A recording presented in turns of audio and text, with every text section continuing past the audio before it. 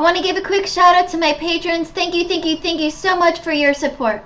Hey y'all, it's Kate from the Literary Apothecary, and welcome back to another episode of Books My Boyfriend Gave Me.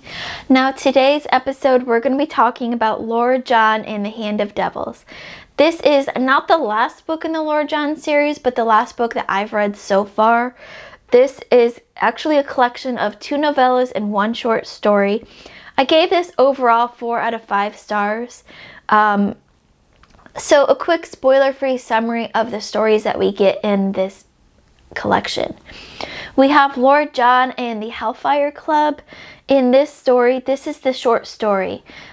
Lord John glimpses a stranger in the doorway of a gentleman's club and is stirred by a desperate entreaty to meet with him in private.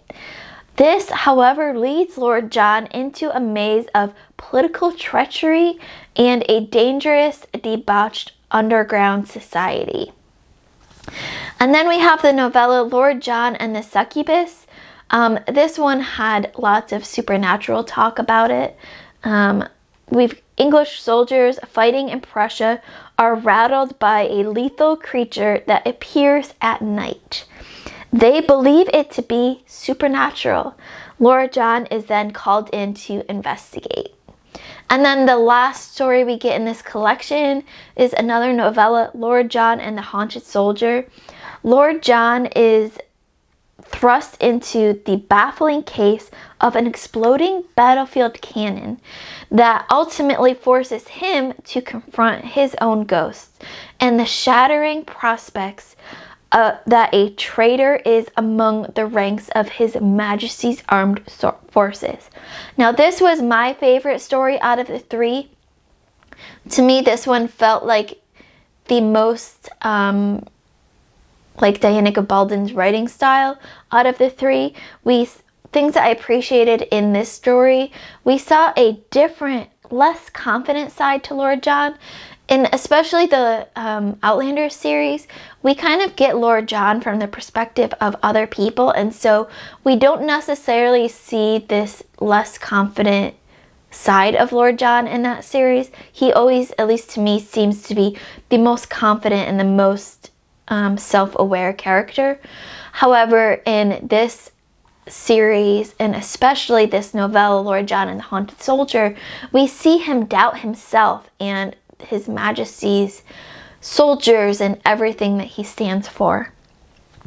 And we also see him in battle. So a lot of the stories that we see with Lord John, and especially in the Outlander series, we don't see Lord John as actually a soldier. We know he's a soldier in the British Army. He's an officer in the British Army.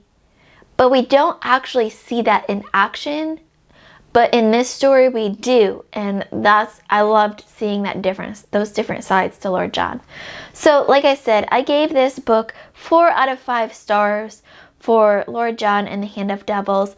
I enjoyed it overall, but sometimes it felt a little bit jumbled or forced in the stories, and so that's why I had to take it down a star.